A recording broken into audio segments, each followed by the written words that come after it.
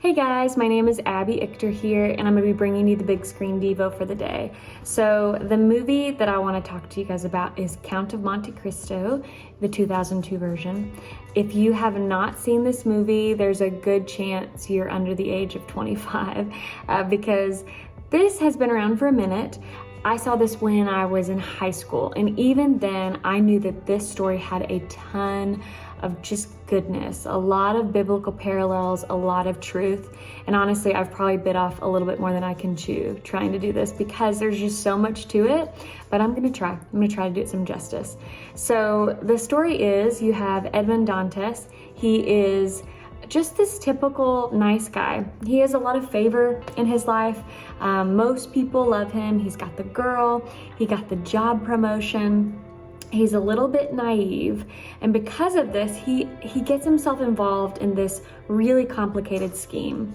And so the person that should be the most loyal to him, his best friend, betrays him, and Edmund gets thrown into prison. And this is kind of the prison that you're not going to go visit him. They don't want to ever hear from you again. And Edmund is in prison for 13 years. After about 7 years, he meets a very important character. His name is the priest. And the priest really teaches Edmund everything he needs to know for later in life. This is a very pivotal moment, sets up the rest of his future. He teaches him to read, to write, to fight, teaches him different languages, and most importantly, he helps him understand how he even got to this point. How he got involved in this scheme, how he finds himself in prison. And this, of course, really makes Edmund angry when he realizes that he was used as a pawn in this master plan, this big cover-up. He is obviously very angry. It creates this appetite for revenge. And up until this point, Edmund had really held on to this idea that God would bring him justice. There was a hope for that, hope for justice and for things to be set right. And he actually tells the priest at some point that feeling, that hope has now faded, and what has replaced it is revenge. And the priest gives him really good advice, but there's one important line I want to mention. He says, this is the priest talking. He said, "Here's your final lesson. Do not commit the crime for which you now serve the sentence. God said, 'Vengeance is mine.'" And then really after this point, the movie picks up.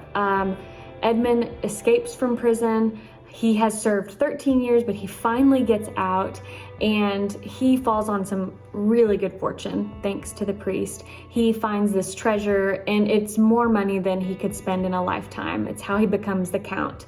And instead of just, sending somebody to kill all the people that made him suffer, this appetite for vengeance really comes out, and he says, no, death is too good for these people. I want them to suffer the way that I suffered. So he gets to the end of the story, and he has done everything that he set out to do. Now, he gets the girl back, and he gets his ultimate revenge against his best friend. But he has this moment. He is standing out, looking at the water, with the prison that he served 13 years in, and he's just looking out, and he has this realization, and he says out loud, "You were right, priest, you were right. This I promise you and God, all that was used for vengeance will now be used for good." When I first saw this movie, the story that came to my mind was the story of Joseph and the coat of many colors. This story is very similar in that Joseph had a lot of favor in his life. People were jealous of him, and his own family, people that should have been loyal to him, people that should have been protecting him, his brothers actually sell him into slavery. And Joseph has this really long journey of getting promoted to these high places of authority. But he has to go through some really rough stuff before he gets to that point, very similar to Edmund. But the twist here and the big difference is that Joseph, when he has an opportunity to have his own justice and to have revenge, he doesn't take it. he actually has a really different response than Edmund. Edmund gets to that point eventually and realizes, okay, I'm going to use this for good. But Joseph, it doesn't have to go through all that. Joseph has favor with the Lord. Genesis says that God was with him and that the Lord helped him succeed in everything that he did. And Joseph, when he has this big moment and this big chance for revenge, he reveals himself to his brothers. They think he's dead, but he has this moment, and this is what he says. First of all, they think that he's going to kill them. They think he is going to seek revenge, but he says, no, don't be afraid of me. Am I God that I can punish you? You intended to harm me, but God intended it all for good. He brought me to this position so I could save the lives of many people. No, don't be afraid. I will continue to take care of you and your children. So he reassured them by speaking kindly to them. Isn't that such a different response? Instead of having his big moment, having this vengeful event, Joseph actually, it says he speaks kindly to them. This is grace. This is mercy. He has every reason to bring down the hand of justice on them, but instead he chooses mercy and he chooses grace because he knows that vengeance belongs to God. Justice belongs to God alone, and that is not his job. So just a few takeaways that I think we all can gather from this. So number one, we trust God to fight our battles, right? So vengeance is his, justice belongs to God. And the verse that I love is Psalms 37, 5-9. It says, commit your way to the Lord, trust in him, and he will do this. He will make your righteous reward shine like the dawn, your vindication like the noonday sun. Be still before the Lord and wait patiently for him. Do not fret when people succeed in their ways, when they carry out their wicked schemes.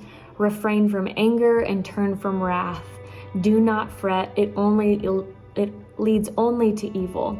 For those who are evil will be destroyed, but those who hope in the Lord will inherit the land. So Joseph had to walk through his storms to get to his place. He at some point becomes the second in command in Egypt, and he actually uses his position to help save the nation of Egypt. He saves them from this famine, and God uses this really terrible event. He uses it for Joseph's good and for the good of others. So even though Edmund goes a different route here, he does everything that he set out to do. He has his ultimate revenge, but he learns at the end of his story what Joseph knew at the beginning, which is that justice belongs to God and God alone. It's not his job to right every wrong. He trusts the will of God. He knows that God is so good at everything that he does that even the bad things, even the evil that is done to him, God can turn it for his good and for his glory, God's glory. So it just takes Edmund some time to figure that out. But when he does figure it out, he says, instead of vengeance, I'm going to use the favor and the influence that you've given me. I'm going to use it for good, and I'm going to dedicate the rest of my life to doing good and bringing glory to you. So, like I said, I've barely scratched the surface here, but it's a great movie. You guys need to check it out. Like I said, it's been out for a minute, but go have a movie night. Enjoy it. We'll see you guys next time.